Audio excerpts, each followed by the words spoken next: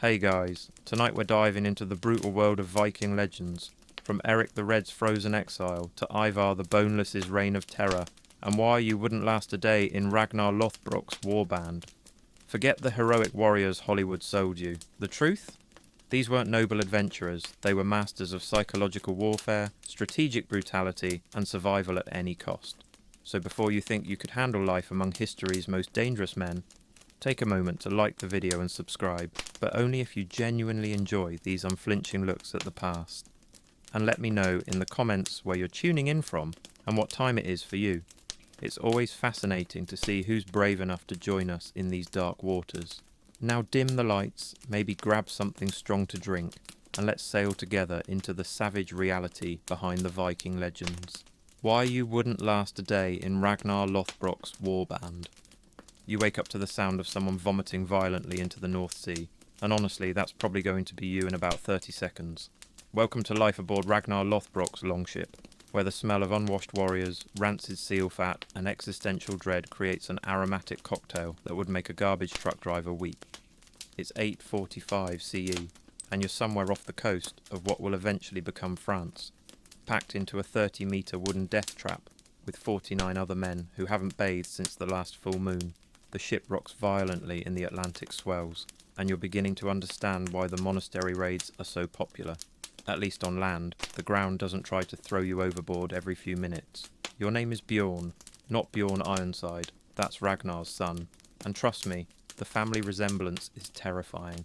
And you're what the sagas will politely call a warrior, and what reality would more accurately describe as cannon fodder with delusions of grandeur. You joined Ragnar's warband 3 weeks ago with dreams of glory, gold, and maybe some of that legendary Viking swagger that Hollywood keeps talking about. Spoiler alert, you're not getting any of those things. Bjorn! The voice cuts through the morning fog like an axe through bone, which is probably intentional. Ragnar Lothbrok stands at the bow of the ship, and even in the dim pre-dawn light, he's exactly as intimidating as the stories suggest. He's not the pretty boy Viking that television will create in 1,000 years. He's a scarred, weathered man in his 40s who looks like he's been personally introduced to every sharp object in Scandinavia. Yes, Lord? You scramble to your feet, trying not to slip on the wet deck or the mysterious substances that seem to coat every surface of this floating nightmare. The wind's changing. We'll make landfall within the hour. Ragnar's eyes are the colour of winter storms, and they're currently fixed on you with the intensity of a man who's deciding whether you're worth the food you've been eating. Tell me, Bjorn, what do you know about the Franks? This is a test. Everything with Ragnar is a test, and failing tests in Viking culture doesn't result in detention. It results in a very permanent kind of educational experience involving sharp objects and your internal organs. There, Christian, you venture, hoping that your voice doesn't crack like a 13-year-old's. Ragnar's laugh is about as warm as a January night in Greenland. They're Christian, yes. They're also soft, rich, and completely unprepared for what we're about to do to them. But here's what you need to understand, boy. They're not stupid. The Franks have been dealing with Vikings for decades. They know we're coming, they know how we fight, and they know exactly how to kill us. He pauses, letting this sink in while you contemplate the various ways your life might end in the next few hours. The list is disturbingly long and creatively brutal. The difference, Ragnar continues, is that we're better at killing them than they are at killing us. Usually. Usually.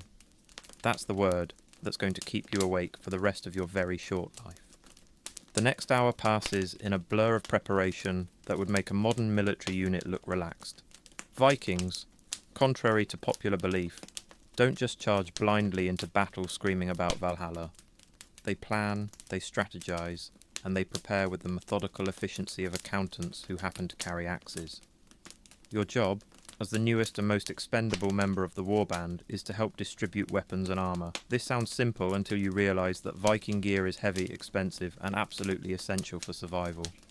A good sword costs more than most people make in a year, and a proper mail shirt represents a fortune that could buy a small farm. You're not getting either of those things. Instead, you get a wooden shield that's seen better centuries, a spear that wobbles ominously when you hold it, and a sayax, a single-edged knife that's basically a very expensive letter opener. Your armour consists of a leather jerkin that offers about as much protection as a harsh glance. "First raid?" asks Gunnar, a grizzled veteran who's been following Ragnar since before you were born. He's sharpening his sword with the kind of focused attention that suggests he's done this before. Many times. "Yes," you admit, because lying to Vikings is generally a bad idea.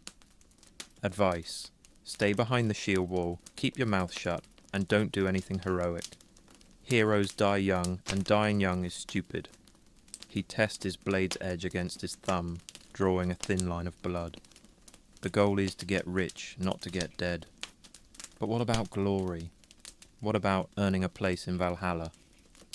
Gunnar looks at you like you've just suggested using a fishing net as armour. Glory is what poets talk about to make widows feel better. Gold is what buys food, land, and women. Focus on the gold. It's practical advice, but it's also completely at odds with everything you've been told about Viking culture. The sagas are full of heroic warriors who choose death over dishonour, who fight impossible odds for the sake of reputation, who value glory above life itself. The reality, as you're beginning to understand, is considerably more complicated. As the sun rises, the Frankish coast becomes visible through the morning mist. It's beautiful in the way that all places are beautiful when you're not about to invade them. Rolling green hills, peaceful farmland, and a small monastery perched on a cliff overlooking the sea. Smoke rises from cooking fires, and you can almost imagine the monks going about their morning prayers, completely unaware that their world is about to change dramatically. "There!" Ragnar points to a sheltered cove about a kilometre from the monastery. "We beach there, move fast, and hit them before they can organise resistance. The plan is elegantly simple. Land, loot, leave. Vikings aren't interested in conquest, they're interested in profit. Monasteries are particularly attractive targets because they're wealthy, poorly defended, and morally opposed to violence. It's like robbing a bank where the guards have taken vows of pacifism. But here's what the sagas don't tell you. Even a simple raid requires incredible coordination, precise timing, and absolute trust in your fellow warriors.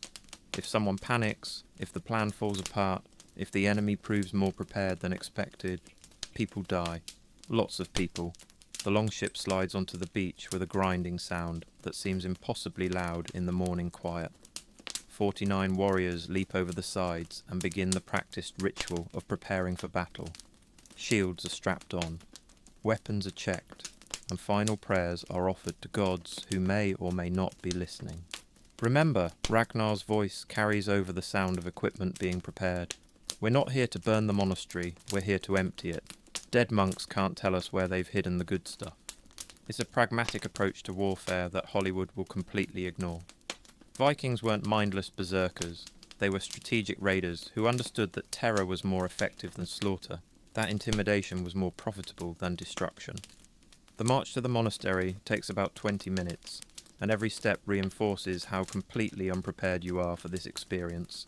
The older warriors move with the fluid efficiency of men who've done this dozens of times. They know how to walk quietly in mail, how to keep their weapons ready without advertising their presence, and how to communicate through subtle gestures and meaningful looks. You, on the other hand, are making enough noise to wake the dead and tripping over your own feet every few meters. "Quiet," hisses Sven, another veteran who's been giving you increasingly murderous looks. The whole point of surprise is that they're supposed to be surprised. "Sorry," you whisper, immediately feeling stupid for apologizing to someone who's about to help you rob a monastery. The monastery of Saint-Wandrille sits on its cliff top like a medieval Pinterest board. All stone walls, wooden buildings, and carefully tended gardens.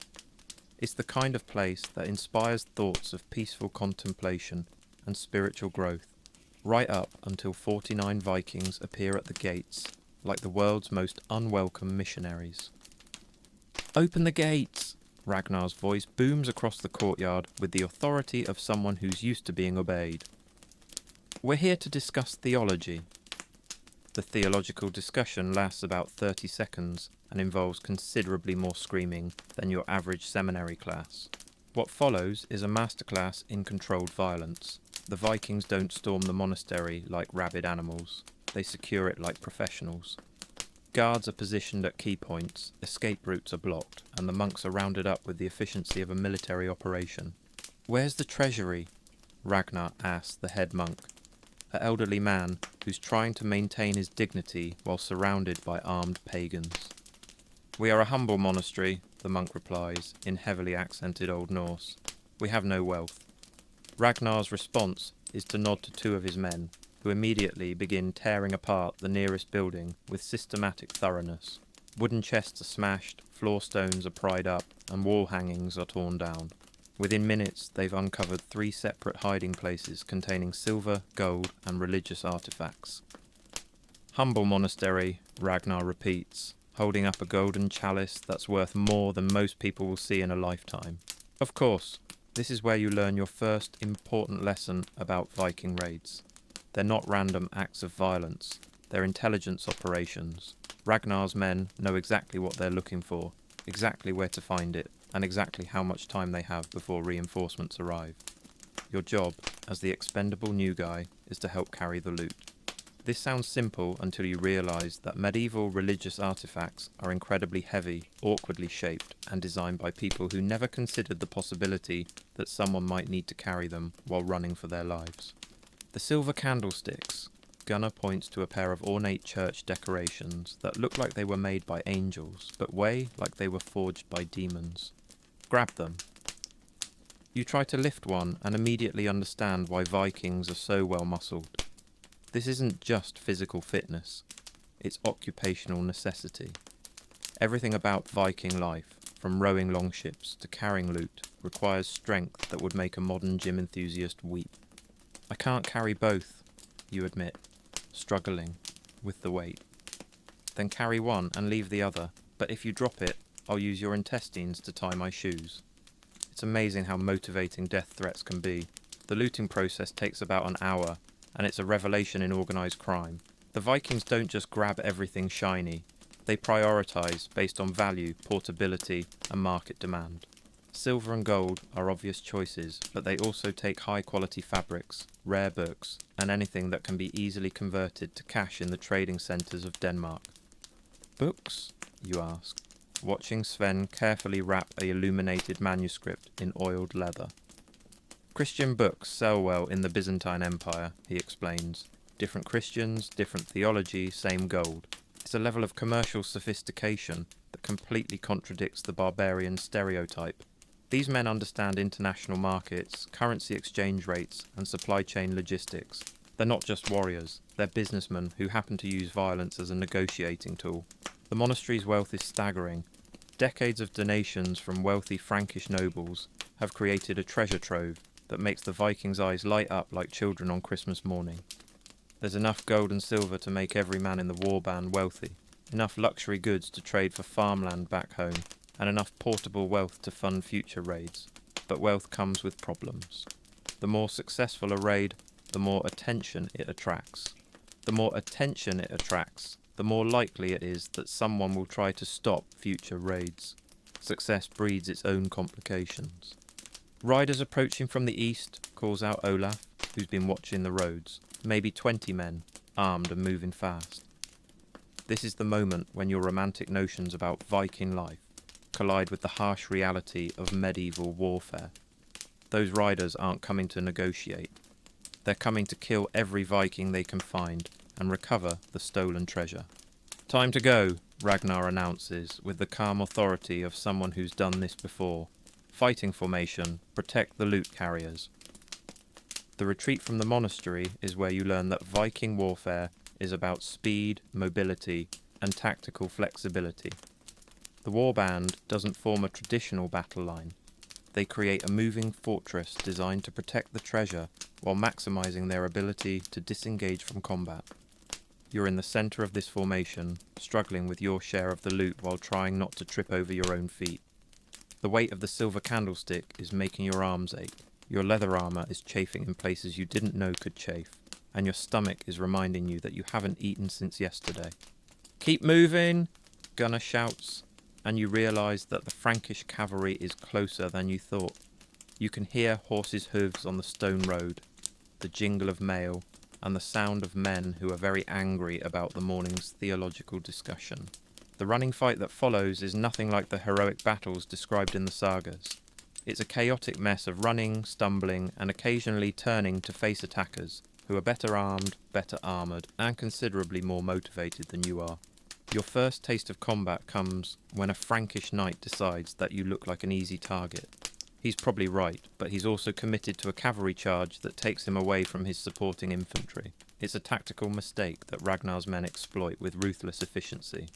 "Duck!" Sven shouts, and you drop to the ground just as a spear passes through the space where your head was a moment before. The knight's horse stumbles on the uneven ground, and suddenly he's surrounded by Vikings who are demonstrating the practical applications of their various sharp objects. The knight's death is quick, professional, and absolutely terrifying. One moment he's a mounted warrior representing the power of Christian civilization, the next he's a corpse being stripped of anything valuable. The transformation takes less than 30 seconds and involves more blood than you thought the human body contained. His sword, Ragnar tosses you the knight's weapon, a beautifully crafted blade that's worth more than your family's farm. Try not to cut yourself with it. The sword is a revelation. It's perfectly balanced, razor sharp, and designed by craftsmen who understood metallurgy better than most modern engineers. But it's also incredibly heavy, and wielding it effectively requires training that you absolutely don't have. "How do I use it?" you ask, trying to hold the weapon in a way that doesn't advertise your complete inexperience. "Pointy end goes in the other guy," Gunnar replies helpfully. "Try not to overthink it." The beach is a welcome sight after the longest 20 minutes of your life. The longship sits where you left it, though it's now surrounded by evidence of the morning's activities. Bloodstains on the sand, scattered equipment, and the kind of general chaos that follows whenever Vikings decide to redecorate someone else's monastery. Loading the loot onto the ship is an exercise in organised greed. Every piece of treasure is carefully inventoried, weighed and allocated according to complex formulas that take into account everything from individual contributions to family connections to pure political necessity. "Your share?" Ragnar hands you a small leather pouch that contains more silver than you've ever seen in your life. Not bad for a day's work. It's true. Your portion of the monastery's wealth is enough to buy a small farm, marry well, and live comfortably for the rest of your natural life. You've gone from landless younger son to prosperous farmer in the space of a single morning, but you've also learned something that the sagas never mention. Viking raids are absolutely exhausting.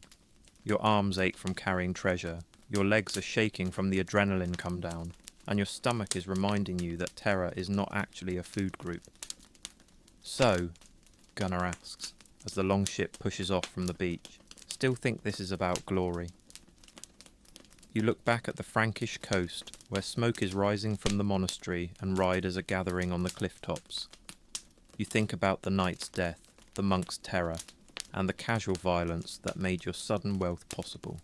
It's about survival, you say, finally understanding something that experienced Vikings have known for generations.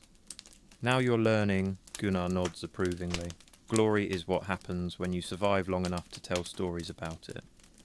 The journey back to Denmark takes 3 days, and it's a revelation in medieval logistics.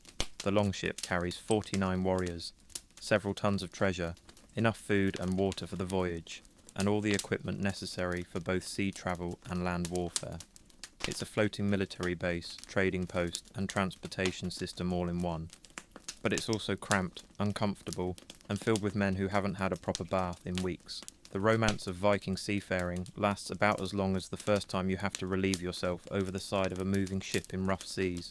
"The key," explains Ragnar during one of the evening meal breaks, "is to understand what we're really doing here. We're not just raiders, we're part of an economic system that spans from Greenland to Constantinople." He's right. The treasure from the monastery won't just sit in Danish storage rooms. It will be traded, sold, and distributed through networks that connect Scandinavia to the rest of the medieval world. Viking raids are part of a larger commercial system that includes legitimate trade, diplomatic relations, and even cultural exchange. The silver will go to the Byzantine Empire, Ragnar continues, where it will be turned into coins that will eventually find their way to China. The gold will be crafted into jewellery that will be worn by noble women in Kiev. The books will be copied by monks in Constantinople and studied by scholars in Baghdad. It's a level of global awareness that completely contradicts the popular image of Vikings as primitive barbarians. These men understand international economics, cultural differences, and the complex relationships between trade, warfare, and diplomacy. Your education continues during the voyage home. You learn how to navigate by the stars, how to read weather patterns, how to maintain weapons and equipment, and how to calculate your share of future raids. It's like attending a medieval business school, except with more axes and considerably less health insurance. The thing about raiding, Sven explains while teaching you how to properly sharpen a sword, is that it's only profitable if you don't get killed doing it. Dead Vikings don't spend silver.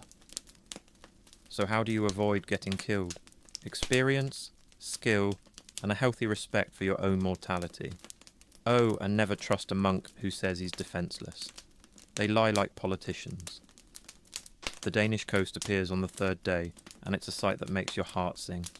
Rolling hills, peaceful farmland, and the smoke from cooking fires create a picture of civilization that stands in stark contrast to the violent chaos of the past week. But coming home also means facing the reality of what you've done. The wealth in your pouch represents suffering, terror, and death. The silver candlestick you carried was blessed by monks who believed it would help them communicate with God. The knight's sword was blessed by a priest who thought it would protect Christian lands from pagan raiders. Having second thoughts? Ragnar asks, noticing your expression. Maybe, you admit. It's just those monks. They weren't soldiers. They were just trying to live their lives. Ragnar nods. And now they're alive, probably rebuilding their monastery, and definitely telling stories about the day they met real Vikings. We could have killed them all, burned the building, and salted the earth.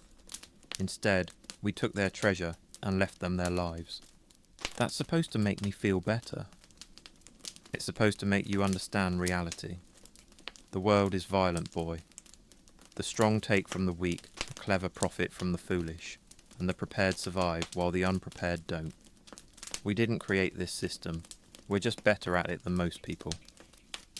The longship slides onto the beach at Hedeby, and you're greeted by the sight of family members, friends, and various hangers-on who want to hear about the raid. Your arrival is treated like a combination of military victory and successful business trip. How did it go? Asks your brother Erik, who decided that farming was safer than raiding. Looking at him now, you think he might have been right. Profitable, you reply, showing him the silver in your pouch. But complicated, Erik nods knowingly. Father always said that easy money usually isn't. The next few days are spent in the kind of celebration that only happens when dangerous men come home wealthy.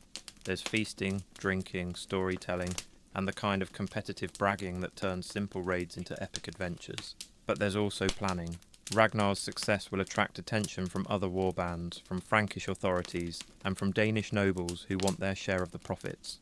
Success in the Viking world creates its own problems, and solving those problems requires more success. We'll need to move quickly, Ragnar explains during a private meeting with his core followers. The Franks will be expecting us now. We'll need to find new targets, new routes, new methods. Or we could retire, suggests Gunnar. Buy land, raise families, die in bed like civilized people. Ragnar laughs. Retire? I'm 42 years old at the height of my powers and commanding the loyalty of the finest warriors in Denmark. Why would I retire? It's a good question, and it gets to the heart of what makes Vikings like Ragnar so successful and so dangerous. They're not just motivated by wealth, they're motivated by the game itself. The planning, the risk, the competition, the constant test of skill and courage against impossible odds. Besides, Ragnar continues, I have sons to consider. Bjorn, Ivar, Hvitserk, Sigurd, Uber. They need to learn the family business. The family business. It's a phrase that will haunt you for the rest of your life, because it summarizes everything about Viking culture that the sagas try to romanticize. Raiding isn't just a career choice, it's a generational occupation, a family tradition, a way of life that gets passed down from father to son like a very dangerous inheritance. Your own future is unclear. You have enough wealth to buy a farm, but you also have enough experience to know that farming is boring compared to raiding. You have enough sense to know that raiding is dangerous, but you also have enough pride to know that you're good at it. So what do you think? Ragnar asks. Ready for the next raid? You look around the hall at the faces of men who've chosen a life of violence and adventure over the safety and boredom of conventional careers. They're scarred, weathered, and prematurely aged by the stresses of their profession. But they're also alive in a way that farmers and merchants never are. When do we leave? You ask, and immediately regret it. Ragnar's smile is sharp enough to cut stone. 3 weeks. There's a monastery in Northumbria that's been asking for a theological discussion. And that's how you learn the final lesson about Viking life. It's addictive. The combination of danger, wealth, and brotherhood creates a psychological dependency that's almost impossible to break. You tell yourself you're doing it for the money, but you're really doing it for the rush. The next 3 weeks pass in a blur of preparation, planning, and the kind of nervous excitement that accompanies any venture that might end in death or glory. You've upgraded your equipment, improved your skills, and made your peace with the possibility that the next raid might be your last. But you've also made your peace with the possibility that it might not be. And that's the most dangerous realization of all. The morning of departure arrives with the kind of grey, drizzling weather that makes the North Sea look like a particularly unpleasant soup. The longship is loaded with supplies, weapons, and the accumulated wisdom of men who've spent their lives turning violence into profit. Remember, Ragnar says, as the ship pushes off from the beach, we're not just raiders, we're explorers, traders, and diplomats. We're spreading Scandinavian culture throughout the known world. By robbing monasteries? You ask. By any means necessary, Ragnar replies. The world is changing, boy. The old ways are dying, the new ways are being born, and we're midwives to the future. It's a grandiose way to describe armed robbery, but it's also not entirely wrong. The Viking Age is reshaping the political and economic landscape of medieval Europe. Trade routes are being established, kingdoms are being founded, and cultural exchanges are happening at the point of a sword. As the Danish coast disappears behind the morning mist, you find yourself thinking about legacy. Ragnar Lothbrok will be remembered as one of history's most successful Viking leaders, but he'll also be remembered as a symbol of an age when violence and adventure were considered legitimate career choices. The stories about him will be told for generations, but they'll be simplified, romanticised, and transformed into entertainment for people who've never held a sword in anger. The reality, the exhaustion, the terror, the moral complexity, the simple human need to survive in a brutal world will be lost. But maybe that's how it should be. Maybe the truth about Viking life is too complicated for simple stories. Maybe the reality of medieval warfare is too brutal for modern sensibilities. Maybe the best way to honour the past is to learn from it without trying to recreate it. The longship cuts through the North Sea swells, carrying its cargo of dangerous men toward another appointment with history. In the distance, storm clouds are gathering, and the wind is beginning to shift. It's going to be a long day. The truth about Viking glory. The saga of Ragnar Lothbrok, whether he existed as a single historical figure or represents a composite of multiple Viking leaders, reveals the complex reality behind one of history's most romanticised cultures. The Vikings weren't noble savages or berserker warriors straight out of a fantasy novel. They were pragmatic, calculating, and often ruthless entrepreneurs who turned violence into a business model. Their success wasn't based on superior courage or mystical warrior culture. It was based on superior technology, their longships, superior tactics, speed and mobility, superior intelligence, they knew exactly what they were targeting, and superior logistics, they could project power across vast distances. They were, in many ways, the medieval equivalent of a modern special forces unit combined with a multinational corporation. The romanticised image of Vikings as honour-obsessed warriors who preferred death to dishonour is largely a creation of much later periods. The historical Vikings were primarily interested in profit, and dead warriors don't spend silver. They were willing to fight when necessary, but they were even more willing to negotiate, trade, and adapt to changing circumstances. Their impact on medieval Europe was profound and lasting. They established trade routes that connected Scandinavia to Constantinople, founded cities that became major commercial centres, and created political structures that influenced the development of modern democratic institutions. The Icelandic Althing, established by Viking colonists, is considered one of the world's first parliaments. But their legacy is also complicated by the violence and suffering they caused. The monastery raids that funded their expansion brought terror to peaceful communities throughout Europe. The slave trade that supported their economy destroyed countless lives. The political instability they created contributed to centuries of warfare and conflict. Perhaps the most important lesson from the Viking Age is that historical truth is always more complex than popular mythology. The Vikings were neither the noble warriors of romantic fiction nor the savage barbarians of Christian propaganda. They were human beings operating within the constraints and opportunities of their time, making rational decisions based on available information and cultural values.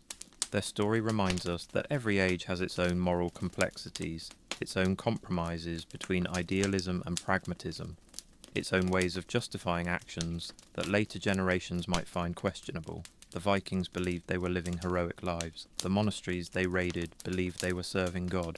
The Frankish knights who opposed them believed they were defending Christian civilization. They were all right, and they were all wrong. That's the truth about history. It's not a simple story with clear heroes and villains, but a complex narrative about human beings trying to make sense of their world and their place in it. The longships have long since rotted away. The warriors have returned to dust, and the monasteries have been rebuilt. But the questions raised by their collision, about power and justice, about individual freedom and collective responsibility, about the price of prosperity and the cost of security, remain as relevant today as they were 12 centuries ago. And maybe that's the real reason we're still fascinated by the Vikings, not because they were so different from us, but because they were so remarkably similar. How Erik the Red survived being exiled to a frozen wasteland. Picture this. It's 982 CE, and you're standing on a windswept Icelandic shore, watching a dragon-prowed longship disappear into the grey Atlantic mist. The man aboard that vessel isn't heading off on some noble quest or romantic adventure. No, Erik Thorvaldsson, better known as Erik the Red, is being kicked out of Iceland for the second time in his life. And this time, there's nowhere left to go except into the unknown waters of the North Atlantic, toward a land so forbidding that even the Vikings, who weren't exactly known for their risk aversion, called it a frozen wasteland. But here's the thing about Erik the Red. The man had a talent for turning disasters into opportunities that would make modern entrepreneurs weep with envy. What happened next wouldn't just be survival. It would be one of the most audacious real estate ventures in human history, complete with false advertising, family drama, and enough violence to make a Game of Thrones episode look like a church picnic. The making of an exile. To understand how Erik survived what should have been a death sentence, you need to understand what made him the kind of man who got exiled from Iceland in the first place. And trust me, getting kicked out of medieval Iceland was no small feat. This was a society that considered axe-wielding berserkers perfectly acceptable dinner guests. Erik's story begins in Norway, sometime around 950 CE, during the reign of Harald Fairhair, a king who had the annoying habit of trying to actually govern his kingdom. Erik's father, Thorvald Asvaldsson, had committed manslaughter, which, in medieval Norway, was about as remarkable as spilling your coffee in a modern office. But Harald was cracking down on the old ways, and suddenly everyone with blood on their hands was looking for new real estate, so the family packed up their meagre possessions and joined the stream of Norwegian refugees heading west to Iceland, that volcanic island that had been discovered just a century earlier by a man who, ironically, had also been fleeing legal troubles. Iceland in 950 was the Wild West of the North Atlantic, a place where you could claim land by walking around it in a single day. where disputes were settled with swords rather than lawyers, and where the concept of central authority was about as welcome as a plague of locusts. Young Erik grew up in this frontier environment, in the harsh landscape of the West Fjords, where the mountains rose like cathedral spires from the sea, and the wind never stopped howling. His father died when Erik was still young, but not before passing on the family's two most valuable inheritances, a quick temper and an even quicker sword arm. By the time Erik reached adulthood, he had acquired a wife, Theodald, a woman who would prove to be far more practical than her husband, and a reputation for being exactly the kind of neighbour you didn't want to borrow a cup of sugar from. The man was built like a small mountain, with the kind of red hair and beard that seemed to glow with their own inner fire, and he had the unfortunate habit of solving problems with violence first and asking questions later. The first exile, a warm-up act. Erik's first exile came in 982, and it was almost comically typical of the man's approach to conflict resolution. He had moved his family to the Haukadale Valley, where he was trying to establish a farm. Now, farming in Iceland was already a dicey proposition. The growing season was short, the soil was thin, and the sheep had a tendency to blow away in the wind. But Erik had additional challenges. His thralls, the Norse term for slaves, had caused a landslide that destroyed his neighbour's property. In any reasonable society, this would have been settled with some combination of compensation and public apologies. But Erik wasn't reasonable, and neither was his neighbour. One thing led to another, as things tend to do when proud men with weapons get involved, and before you knew it, Erik had killed not just his neighbour, but several of his neighbour's friends as well. The Althing, Iceland's annual parliament and judicial assembly, didn't take kindly to this sort of antisocial behaviour. They declared Erik an outlaw for 3 years, which in medieval Iceland meant exactly what it sounds like. He was literally outside the law. Anyone could kill him with impunity. His property was forfeit. He was persona non grata in a society that already had pretty relaxed standards for acceptable behaviour. But Erik was nothing if not adaptable. He gathered his family and loyal followers, loaded them onto his ship, and sailed to the remote island of Oxney, where he spent 3 years doing what exiled Vikings did best, plotting his return and probably planning revenge. When his exile period ended, he sailed back to the mainland, reclaimed what property he could, and tried to settle down to a peaceful life. You can probably guess how well that went. The second exile, no more chances. Within a few years of his return, Erik was back to his old tricks.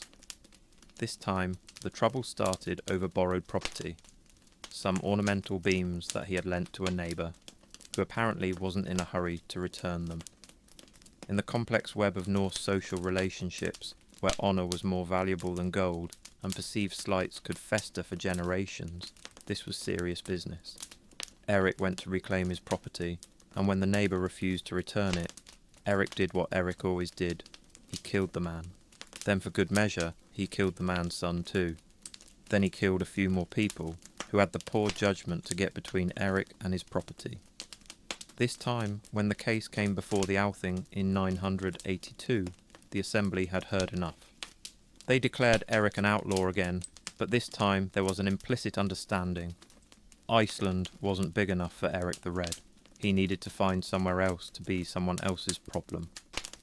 Standing on that Icelandic shore, watching his neighbours probably throw a small celebration at his departure, Erik faced a choice that would have broken lesser men. He could try to sail back to Norway, where his family's original legal troubles still made them unwelcome. He could attempt to reach the Faroe Islands, which were already crowded with other Norwegian exiles. Or he could sail west into the unknown waters of the North Atlantic, toward a land that had been spotted by other sailors but never successfully explored. The choice he made would change the course of world history, but more immediately, it would test every survival skill he had learned in his 40-odd years of making enemies and burning bridges. Into the frozen unknown. The ship that carried Erik and his followers into exile was a masterpiece of Norse engineering, but it was still just a wooden shell, maybe 60 feet long, completely open to the elements, powered by a single square sail and the muscle power of 30 oarsmen. It carried perhaps 150 people, men, women, children, and even livestock, along with everything they would need to establish a new life in an unknown land. The North Atlantic in late spring is not exactly a pleasure cruise destination. The water temperature hovers around 40 degrees Fahrenheit, which means that falling overboard is essentially a death sentence. The weather can change from deceptively calm to apocalyptically violent in a matter of minutes. Fog banks roll in without warning, turning the world into a grey void where up and down become theoretical concepts. But Erik had one crucial advantage: he wasn't sailing blind. Other Norse explorers had already spotted land to the west of Iceland, including a man named Gunnbjorn, who had been blown off course and reported seeing islands beyond the horizon. Erik had heard these stories, and more importantly, he had memorised the sailing directions. Head west from Iceland's Snæfellsnes Peninsula. Keep the North Star at a certain angle, and after 3 days of sailing you should see land. What Erik found when he reached that land was both more and less than he had hoped for. The coastline that greeted him was a wall of ice and rock that stretched as far as the eye could see. Mountains rose directly from the sea, their peaks shrouded in clouds, their slopes covered in glaciers that had been grinding toward the ocean for thousands of years. The few beaches were composed of black sand and scattered boulders, and the vegetation was sparse and stunted. This was not the kind of land that immediately suggested itself as a place to build a new life. But Erik had survived his first exile by being adaptable, and he wasn't about to give up now. He ordered his followers to make camp on the coast while he took a smaller boat to explore the coastline. What he discovered over the next few weeks would demonstrate both his remarkable survival skills and his genius for marketing. Yes, the land was harsh, harsher than Iceland, which was saying something. But it wasn't uninhabitable. The key was knowing where to look. The art of Arctic survival. Erik's first breakthrough came when he realised that the coast was dotted with fjords, deep, narrow inlets that carved into the interior of the landmass. These fjords were protected from the worst of the Atlantic storms, and more importantly, they contained something that the outer coast lacked: arable land. Sailing into these fjords was like entering a different world. The cliffs that rose on either side provided shelter from the wind, and the inner reaches of the fjords often contained patches of grass and even small stands of birch trees. In the brief Arctic summer, these areas could almost be described as pleasant. Almost. Erik had the survival instincts of a man who had grown up in one of the world's most challenging environments. He knew how to read the land, how to identify the signs of good pasture, how to find sources of fresh water. He also knew how to think like a predator, identifying the resources that would be essential for long-term survival. The first resource was food. The waters around Greenland, for that's what Erik had discovered, though he didn't know it yet, were teeming with seals, walruses, and whales. The Norse were skilled hunters, and they quickly learned to supplement their diet with marine mammals. The land itself provided berries, herbs, and in some areas, even wild game like caribou and Arctic foxes. The second resource was building materials. The fjords contained driftwood, carried by ocean currents from the forests of North America. There was also stone for building, turf for roofing, and in some areas, even bog iron that could be smelted into tools and weapons. The third resource was pasture. This was crucial because the Norse economy was built around livestock. Cattle, sheep, and goats weren't just sources of food. They were symbols of wealth, providers of milk and wool, and essential for the kind of mixed farming that allowed Norse communities to survive in marginal environments. But Erik's greatest survival skill wasn't his ability to find resources. It was his ability to organise people. Leading an expedition into unknown territory required more than just physical courage. It required the kind of leadership that could keep a community together when everything was strange and dangerous, when the temptation to give up and sail home was overwhelming. The Great Exploration. Erik spent the next 3 years, the full term of his exile, exploring the coastline of what we now know as Greenland. This wasn't casual sightseeing, this was systematic reconnaissance. the kind of detailed mapping that would be essential if he ever hoped to convince other people to follow him into this frozen wasteland. He established a base camp on a small island he called Erik's Island, and from there he launched expeditions that would take him more than 500 miles along the coast. He mapped the major fjords, identified the best sites for settlement, and began to understand the rhythms of the Arctic climate. What he learned was both encouraging and terrifying. The land was larger than Iceland, with more potential farmland and better hunting, but it was also more isolated, more dangerous, and more likely to kill you in creative ways. The weather was unpredictable, the ice could trap ships for months, and the sheer scale of the landscape was overwhelming. But Erik also learned something else. The land had a kind of savage beauty that got into your blood. The aurora borealis painted the winter sky in colours that had no names. The summer midnight sun turned the ice into a cathedral of light. The silence was so complete that you could hear your own heartbeat. By the end of his 3-year exile, Erik had made a decision that would change the world. He was going back to Iceland, but not to stay. He was going back to recruit settlers. He was going to turn his frozen wasteland into a colony. The sales pitch of the century. When Erik returned to Iceland in 985, he faced a marketing challenge that would have stumped Don Draper. How do you convince people to leave their homes and follow you to a place that's colder than Iceland, more isolated than the Faroe Islands, and populated mainly by polar bears and existential dread? Erik's solution was a masterpiece of medieval marketing. He called the land Greenland, claiming that people would be more likely to go there if it had an attractive name. This wasn't exactly false advertising. There were green valleys in the fjords, and the name wasn't any more misleading than Iceland, which actually had quite a bit of green. But it was certainly creative interpretation. More importantly, Erik had learned to tell a story. He didn't just describe Greenland's resources, he painted a picture of opportunity. Here was a land where a man could claim as much territory as he could defend, where the hunting was better than anything in Iceland, where a shrewd settler could become wealthy beyond imagination. He also had timing on his side. Iceland, in 985, was experiencing some of the same problems that had driven his father's generation out of Norway: population growth, land shortage, and increasing social conflict. The best land was already taken, and young men with ambition were finding fewer opportunities to make their mark. Erik's recruiting campaign was remarkably successful. When he sailed from Iceland in 986, he led a fleet of 25 ships carrying more than 700 people. These weren't desperate refugees. They were established farmers, skilled craftsmen, and ambitious young couples looking for a fresh start. Of course, the North Atlantic had its own opinion about Erik's colonization project. A series of storms scattered the fleet, and only 14 ships actually made it to Greenland.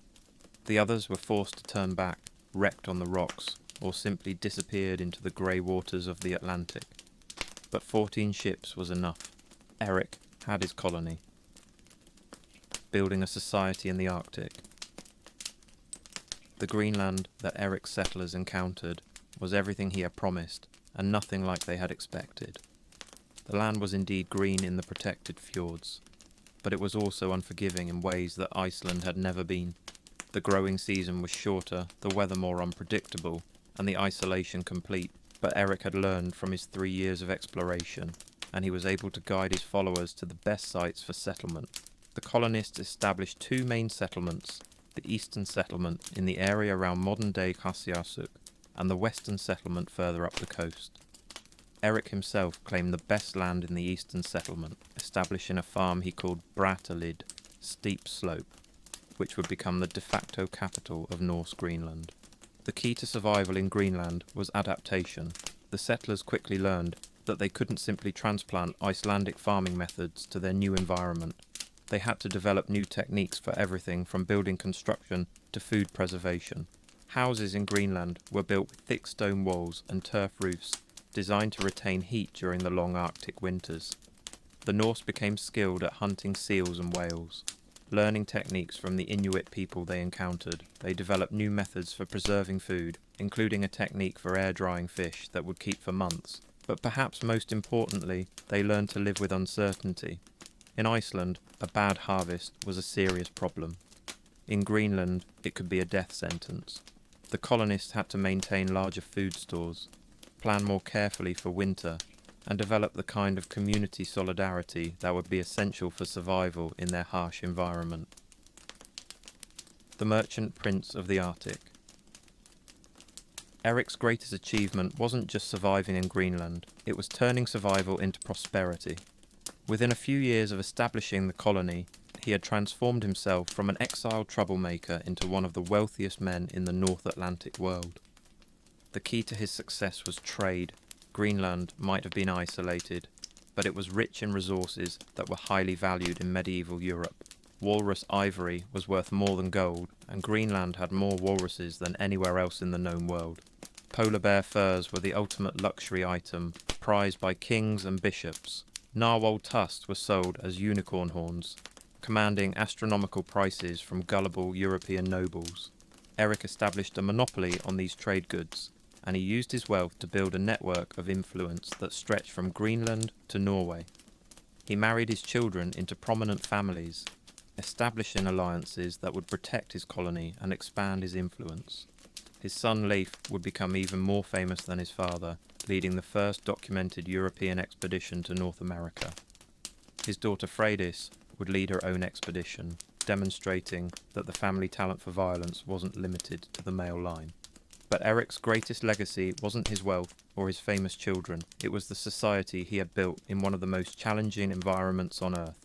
At its peak, Norse Greenland had a population of more than 3,000 people, with thriving farms, skilled craftsmen, and even its own bishop.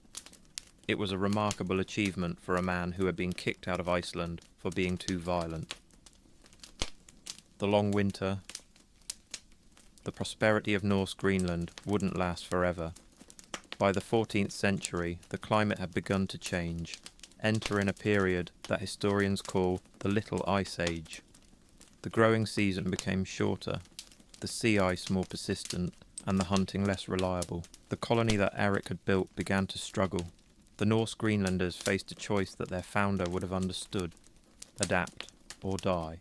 Some chose to adapt, adopting more of the Inuit lifestyle, learning to hunt seals on the ice, and abandoning some of their European customs. Others chose to die, clinging to their old ways, even as those ways became unsustainable.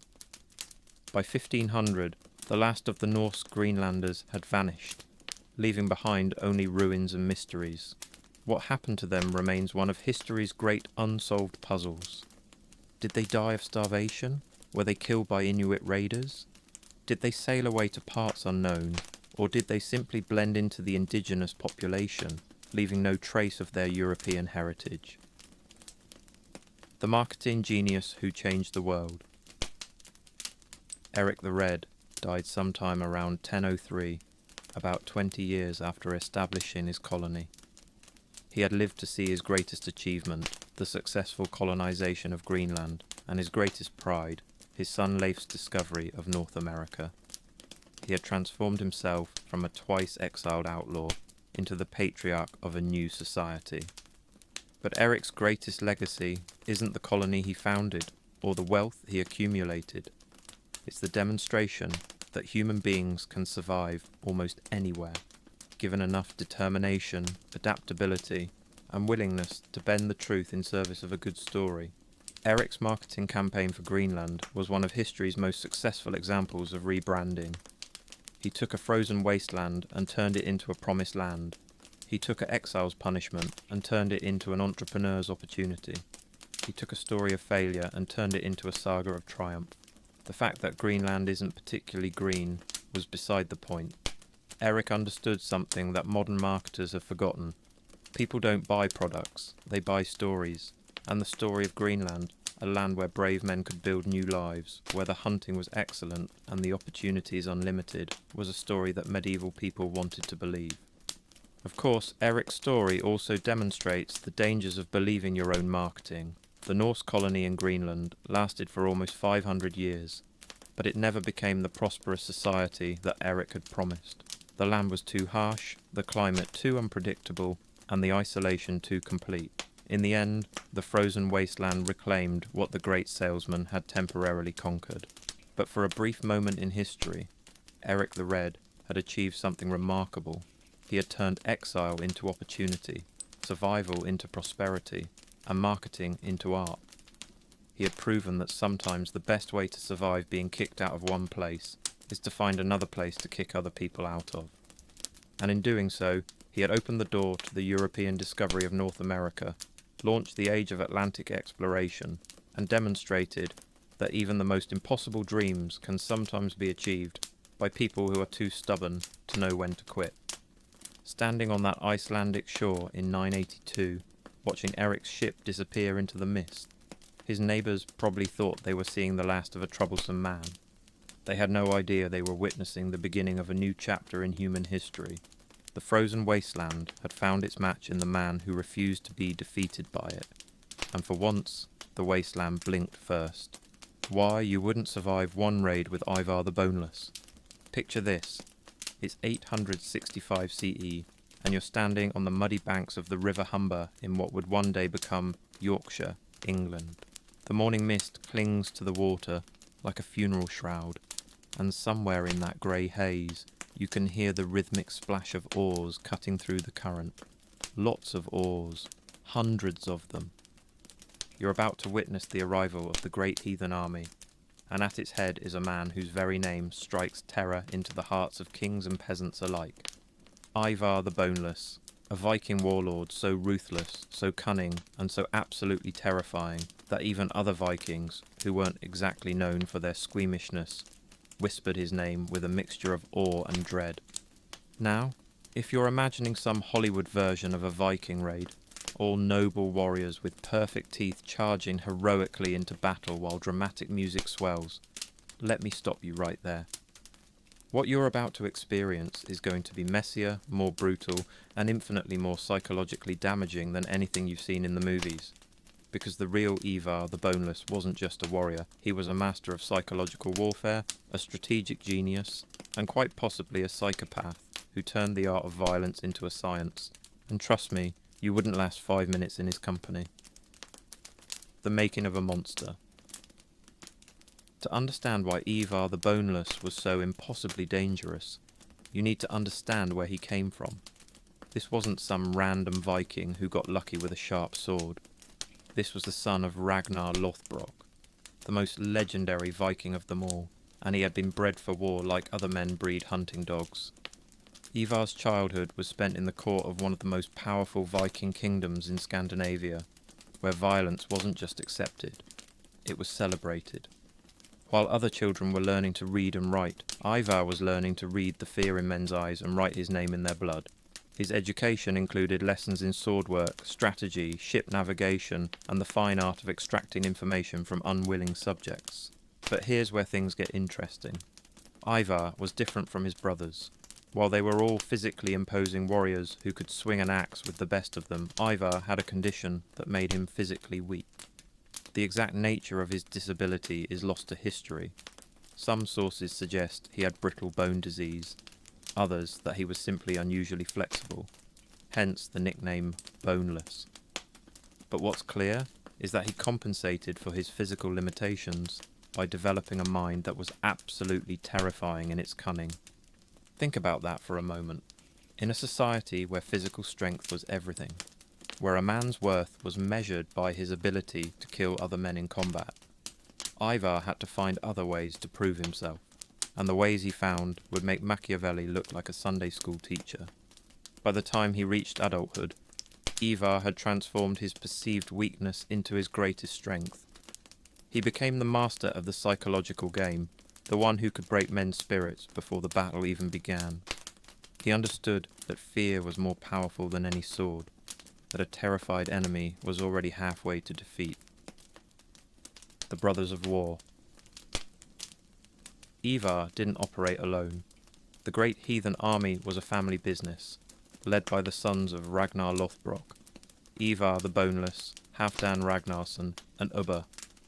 Each brother brought his own particular talents to the enterprise, but it was Ivar who served as the strategic brain of the operation. Halfdan was the traditional warrior, the one who led from the front and inspired men through personal courage. Uber was the naval expert, the one who could navigate the treacherous waters of the North Sea and coordinate complex amphibious operations. But Ivar was the one who planned the campaigns, who understood the political landscape of England, and who knew exactly how to exploit the weaknesses of their enemies. The brothers had come to England in 865 with a very specific goal: revenge. Their father, Ragnar Lothbrok, had allegedly been killed by King Ella of Northumbria, thrown into a pit of snakes in a particularly creative execution. Whether this story is true or not is debatable. The sources are unreliable, and the legend has grown in the telling. But what matters is that the brothers believed it, and they had come to England to settle the score. The army they brought with them was unlike anything England had ever seen. This wasn't a raiding party looking for quick plunder.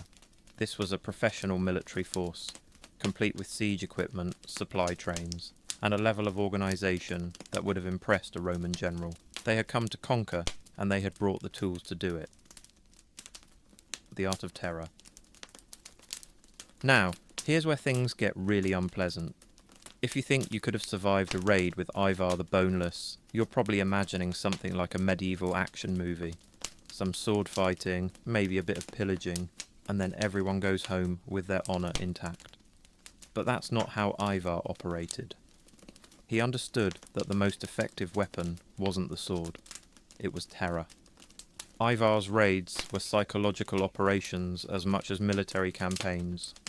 He didn't just want to defeat his enemies, he wanted to break them so completely that the very mention of his name would cause entire armies to flee, and he was very, very good at it. Take, for example, the Siege of York in 866. The city was one of the most important in northern England, heavily fortified and supposedly impregnable.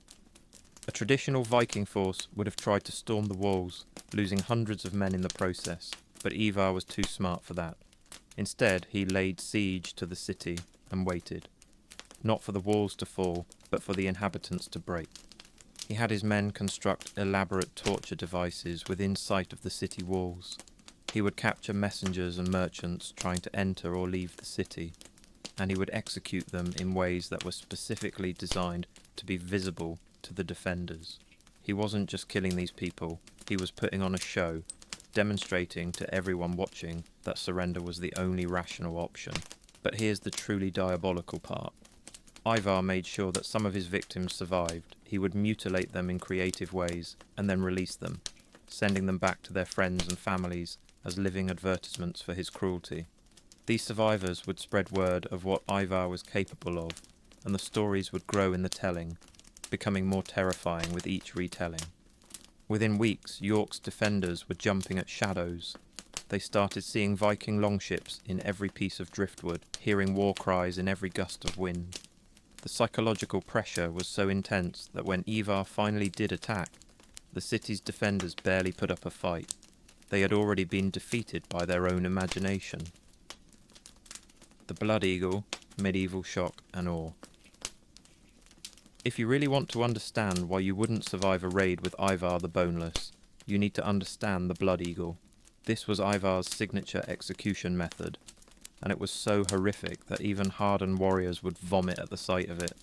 The Blood Eagle wasn't just an execution, it was a ritual, a performance, and a promise all rolled into one. The victim would be tied face down, and then Ivar's men would use a sharp knife to cut through the ribs on either side of the spine. They would then pull the ribs outward, creating a grotesque parody of wings, and finally they would pull the victim's lungs out through the opening, arranging them on the victim's back like the wings of an eagle. The truly diabolical part was that the victim would still be alive through most of this process. If they screamed or showed fear, it was considered a sign of cowardice, and their family would be dishonoured.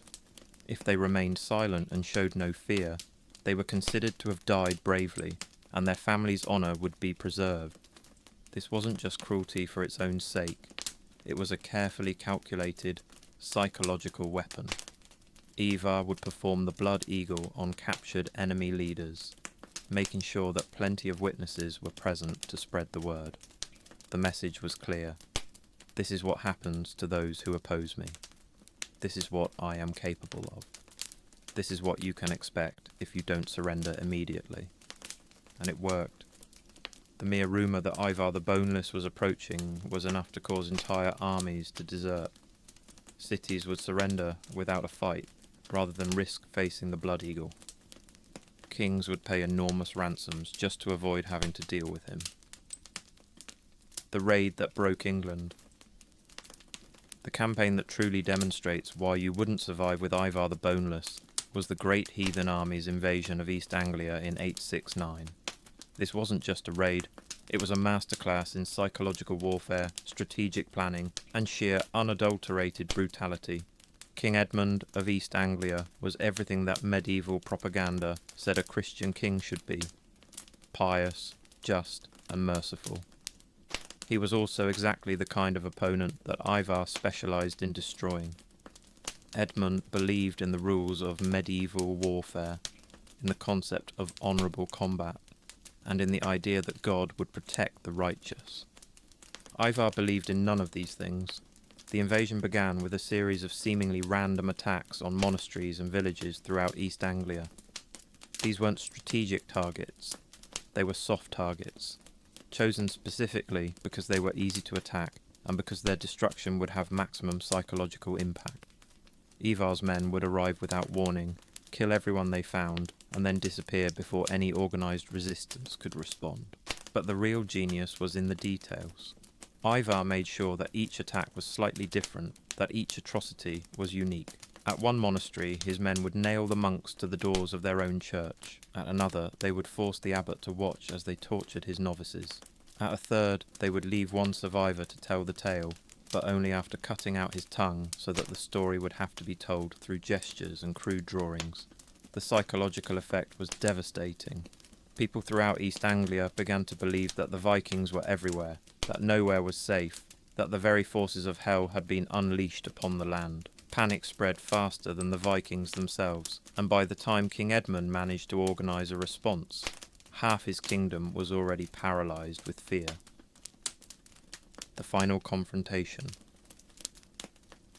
The climax of the East Anglia campaign came when King Edmund finally managed to gather enough courage or desperation to meet Ivar in open battle. It was exactly the kind of conventional engagement that Edmund understood. Two armies facing each other across a field, with God presumably on the side of the righteous. Ivar had been looking forward to this moment for months. He had spent the entire campaign manoeuvring Edmund into exactly this position, where the king would feel compelled to fight a traditional battle that he couldn't possibly win. The battle itself was almost anticlimactic. Edmund's forces were already demoralised by months of psychological warfare, and they were facing an enemy that had been honed to perfection through years of constant combat. The great heathen army didn't just defeat Edmund's forces, they destroyed them so completely that organised resistance in East Anglia collapsed overnight. But it was what happened after the battle that truly demonstrates the kind of man Ivar was. When Edmund was captured, Ivar gave him a choice: convert to paganism, accept Viking rule, and live as a puppet king, or face the consequences of defiance. Edmund, to his credit, chose defiance. He refused to abandon his faith or his people, even knowing what it would cost him. Ivar's response was to subject him to the Blood Eagle, but not before forcing him to watch as his captured nobles were tortured to death one by one. The execution of King Edmund became one of the most famous atrocities in medieval history. It was also one of the most effective pieces of propaganda that Ivar ever produced. The story spread throughout Europe, carried by refugees and merchants, and it established Ivar's reputation as a man who was quite literally capable of anything. The mind of a predator. What made Ivar the Boneless so terrifying wasn't just his cruelty, it was his intelligence. He understood human psychology in a way that was almost supernatural. He knew exactly which buttons to push, which fears to exploit, and which vulnerabilities to target. Consider his treatment of prisoners. A typical Viking raider would kill male prisoners and enslave the women and children. It was brutal, but it was also predictable. Ivar, however, would sometimes spare the men and kill the women and children instead.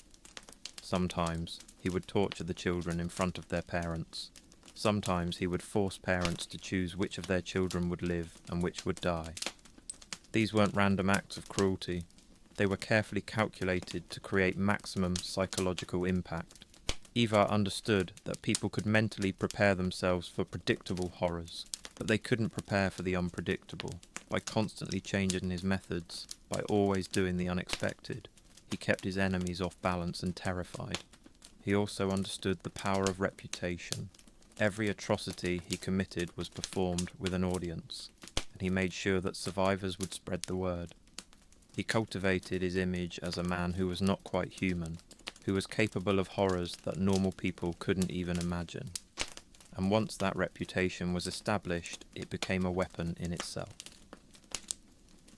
The logistics of nightmare. If you think you could have survived a raid with Ivar the Boneless, you're probably not thinking about the logistics. Hollywood Vikings fight glorious battles, and then go home to feast in their mead halls. Real Vikings with Ivar spent months at sea, living on ships that were little more than open boats, eating rotten food, and dealing with the constant threat of disease, storms, and violent death. The ships themselves were marvels of engineering, but they were also floating prisons. A typical Viking longship was maybe 80 feet long and 15 feet wide, and it carried a crew of 60 to 80 men. That's less than 15 square feet per person, with no privacy, no protection from the elements, and no escape from the smell of unwashed bodies, rotting food, and human waste. The food was even worse. Viking raiders lived on dried fish, stale bread, and whatever they could steal from the places they raided. Fresh water was always a problem. The wooden barrels would develop leaks, the water would turn brackish, and disease would spread through the crew like wildfire. Scurvy was common, dysentery was endemic, and death from preventable diseases was just part of the job. But the worst part wasn't the physical hardship, it was the psychological pressure. You would be living in close quarters with men who were, by definition, professional killers. These weren't your friends or your neighbours. These were psychopaths who had been selected for their ability to commit violence without remorse. And at the head of this floating asylum was Ivar the Boneless, a man who treated cruelty like an art form. The politics of terror. Ivar's genius wasn't just in his ability to terrify enemies, it was in his understanding of how to use terror as a political tool. He didn't just want to win battles, he wanted to reshape the political landscape of England, and he understood that the best way to do that was to make himself so terrifying that negotiating with him became the only rational option. Consider his treatment of the various English kingdoms. Rather than trying to conquer them all at once, Ivar would focus on one kingdom at a time, devastating it so completely that the other kingdoms would be forced to choose between fighting him or paying him tribute. It was a protection racket on a national scale. He also understood the importance of dividing his enemies. Rather than allowing the English kingdoms to unite against him, he would play them against each other, making alliances with some kingdoms in order to attack others. He was particularly skilled at exploiting the religious and political divisions that already existed in England, turning Christian against Christian and kingdom against kingdom. The result was that England's response to the great heathen army was fragmented and ineffective. Instead of facing a united enemy, Ivar was able to pick off the English kingdoms one by one, using the resources of each conquered kingdom to fund his attacks on the next. The Siege of London, a masterclass in psychological warfare. If you want to see Ivar the Boneless at his most terrifying, look at the Siege of London in 872. This wasn't just a military operation, it was a performance, a demonstration of power designed to break the will of everyone who witnessed it. London in 872 was the most important city in southern England, heavily fortified and protected by the Thames. A conventional siege would have taken months and cost hundreds of lives, but Ivar wasn't interested in conventional warfare, he was interested in making a statement. He began by having his men construct a series of elaborate siege works around the city, but these weren't designed to breach the walls, they were designed to be seen. The Vikings built enormous wooden towers covered in carved images of Norse gods and decorated with the heads of previous victims. they constructed siege engines that were as much art as weapon, designed to inspire terror rather than just break down walls. But the real psychological warfare began when Ivar started his demonstrations. He would have prisoners brought to the walls of the city, where the defenders could watch, and then he would execute them in increasingly creative ways. He would have his men perform mock battles, demonstrating exactly what would happen to the city's defenders if they chose to fight. He also used sound as a weapon. The Vikings would spend hours each day banging on drums, blowing horns, and chanting in their native language. The noise was constant, designed to prevent the defenders from sleeping, to wear down their nerves, and to create a sense of impending doom. Within weeks, London's defenders were showing signs of mass hysteria. They were seeing Viking ships in every shadow, hearing war cries in every gust of wind.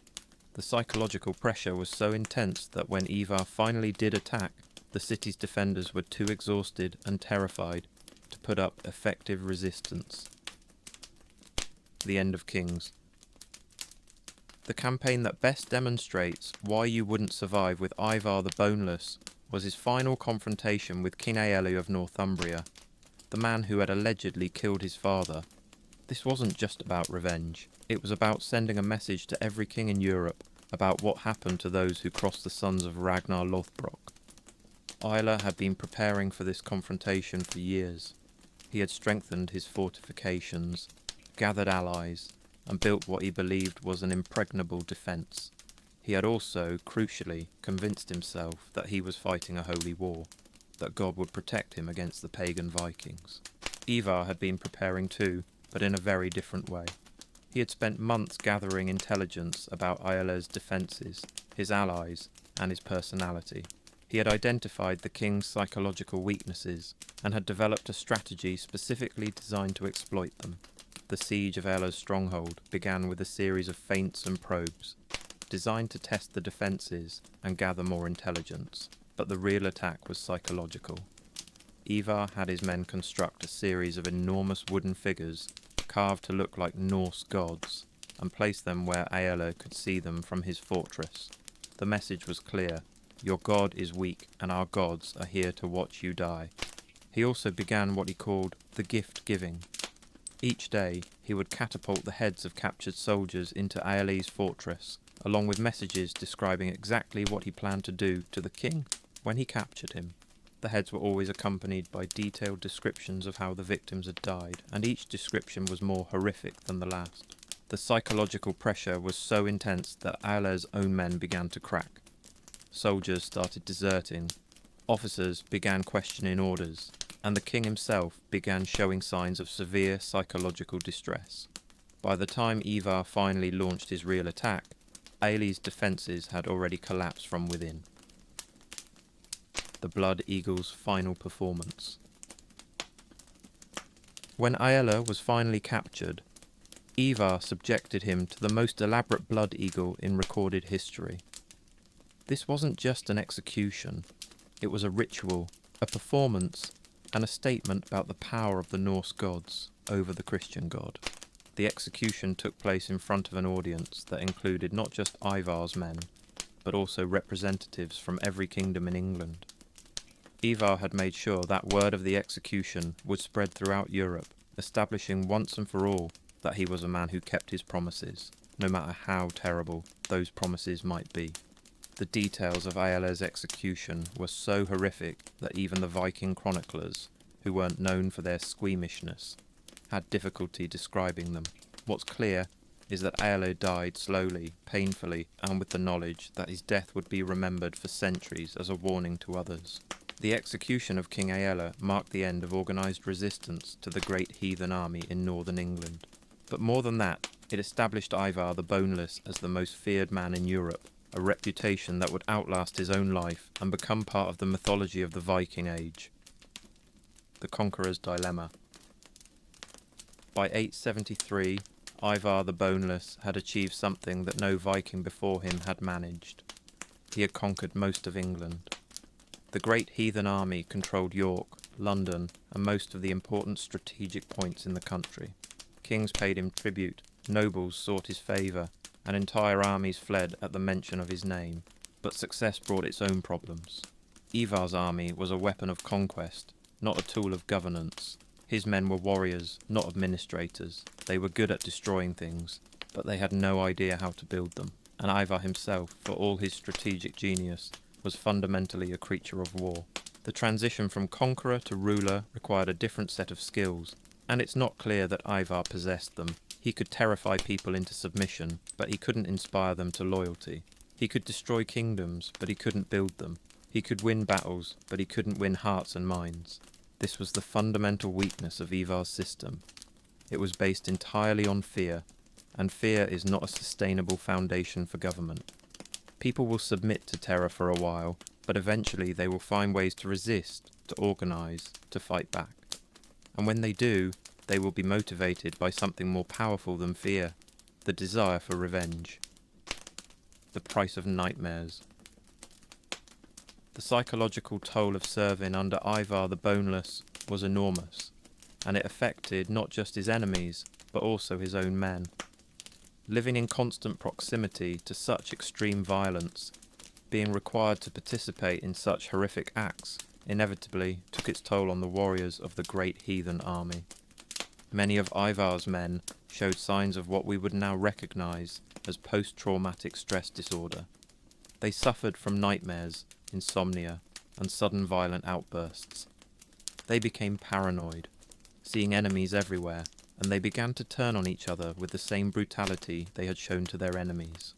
The psychological pressure was so intense that some of Ivar's men began to crack completely. They would be found talking to themselves, reliving battles that had happened years earlier, or simply staring into space for hours at a time. Some committed suicide rather than continue serving under him. But perhaps the most telling sign of the psychological damage was the way Ivar's men began to treat their own families. Warriors who had spent years participating in Ivar's atrocities would return home and find themselves unable to relate to their wives and children. They had become so accustomed to violence that they couldn't function in normal society. The irony was that Ivar's greatest strength, his ability to inspire terror, had also become his greatest weakness. He had created an army of monsters, but monsters are notoriously difficult to control, and eventually some of those monsters would turn on their creator. The legend and the reality. Ivar the Boneless died in 873, probably in York, probably of disease. The exact circumstances of his death are lost to history, but what's clear is that he died in bed, not in battle. For a man who had spent his entire life dealing in violence, it was a remarkably peaceful end. But the legend of Ivar the Boneless outlived the man himself. Stories of his cruelty spread throughout Europe, growing more horrific with each telling. He became a boogeyman, a figure used to frighten children and intimidate enemies. His name became synonymous with everything that was terrifying about the Viking Age. The reality, however, was more complex. Ivar wasn't just a mindless brute, he was a strategic genius who understood warfare in ways that were centuries ahead of his time. He pioneered techniques of psychological warfare that wouldn't be systematically studied until the 20th century. He understood the power of propaganda, the importance of intelligence gathering, and the value of terror as a political tool. But he also represented something darker about human nature, the capacity for cruelty that exists in all of us, and the way that cruelty can be refined and perfected until it becomes an art form. Ivar the Boneless wasn't just a Viking warrior, he was a monster. And the truly terrifying thing is that he was a monster who was very, very good at what he did. The lasting legacy of terror. 8 centuries after his death, Ivar the Boneless remains one of the most feared figures in European history. His story has been told and retold in countless books, movies, and television shows, each version adding new layers to the legend while often missing the historical reality. The popular image of Ivar as a disabled genius who compensated for physical weakness with psychological cunning is probably accurate, but it misses the larger point. Ivar wasn't just cruel, he was innovatively cruel. He didn't just use terror as a weapon, he perfected it, turning it into a science that would influence military thinking for centuries. His techniques of psychological warfare can be seen in the tactics used by everyone from medieval crusaders to modern terrorists. The idea of using extreme violence to create fear that is disproportionate to the actual threat. The understanding that the right atrocity at the right time can be more effective than a dozen conventional battles. The recognition that reputation can be as powerful as any army. These are all concepts that Ivar understood and exploited with devastating effectiveness. But perhaps the most important lesson of Ivar the Boneless is what he tells us about the nature of power itself. He demonstrated that in the right circumstances, with the right combination of intelligence, ruthlessness, and psychological insight, a single individual can terrorize entire kingdoms. He showed that the most effective form of power is not the ability to destroy, but the ability to make others believe that you are willing to destroy everything they hold dear. The fact that you wouldn't survive one raid with Ivar the Boneless isn't just a comment on his cruelty. It's a recognition of the kind of human being he was. He wasn't just a warrior or a conqueror.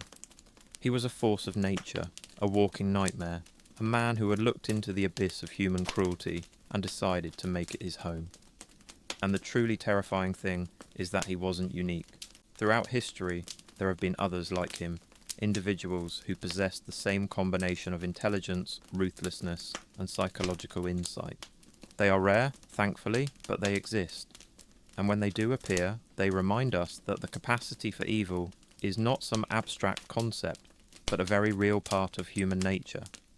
So the next time you see a romanticized version of the Vikings in popular culture, remember Ivar the Boneless. Remember that behind all the mythology and legend was a man who turned cruelty into an art form, who could break entire kingdoms with nothing more than a reputation and a willingness to do things that other people couldn't even imagine. You wouldn't survive one raid with Ivar the Boneless because you're not a monster, and in a world where monsters like him existed, that was both a blessing and a death sentence.